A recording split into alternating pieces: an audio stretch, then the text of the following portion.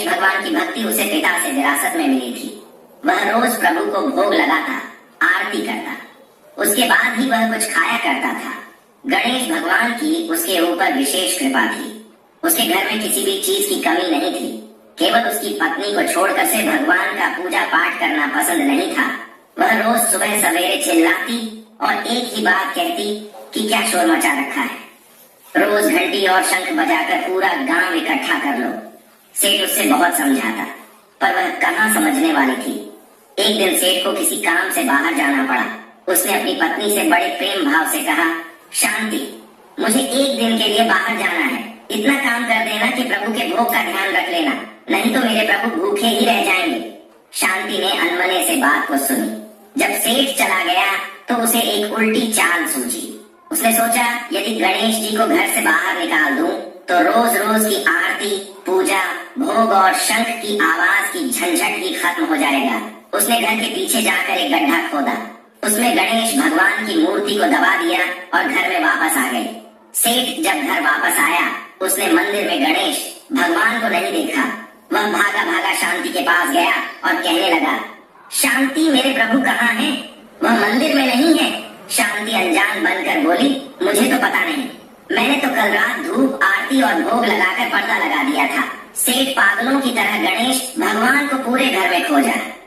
उसे मन ही मन में पछता रहा था कि यह काम शांति का ही है। उसे ही मेरी पूजा पाठ पसंद नहीं थी।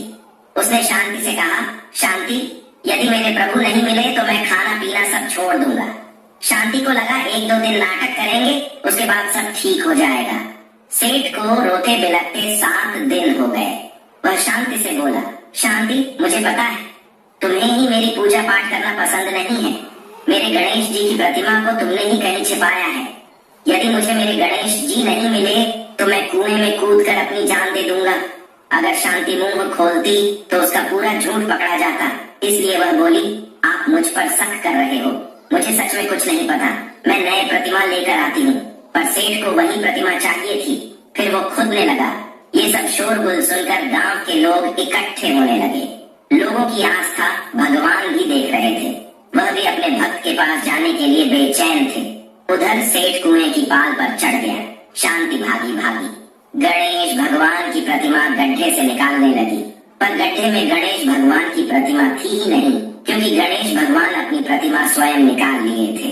गणेश भगवान बालक का रूप लेकर आए और अपनी प्रतिमा निकाल कर उसके पास पहुंचे और बोले, काका, यही प्रतिमा आपकी है, आप इसे ही ढूंढ रहे हैं क्या? सेठ ने पीछे मुड़कर देखा तो एक सुंदर बालक के हाथ में उसके गणेश जी थे। वह पाल से नीचे उतरा, प्रभु को गले से लगाया, रोते रोते स्नान कराया और भगवान को मंदिर में स्थापित किया। वह बालक शांति की तरफ देखकर मुस्कुरा रहा था। शांति सोच में पड़ गई कि इस मूर्ति का पता इस बालक को कैसे चला। सेठ के साथ शांति भी अंदर चली गई। सेठ ने रोते रोते बड़े भाव से गणेश भगवान को स्थापित किया। पूजा करें और उस बालक का खूब धन्यवाद दिया। बालक, जो कि स्वयं भगवान थे, वह बोले, काका, क्या मुझे भोग नहीं लगाओगे? शंभू भागा भागा गया और भोग लेकर आया। जैसे ही भोग लेकर आया तो उसने देखा बालक वहां से जा चुका था और तेज प्रकाश गणेश भगवान की प्रतिमा से उदित हो रही था। शांति को अपनी भूल का पश्चाताप होने लगा। वह समझ गए कि स्वयं गणेश भगवान अपनी प्रतिमा लेकर स्वयं स्थापित होने आए थे, मुझे दर्शन देने आए थे।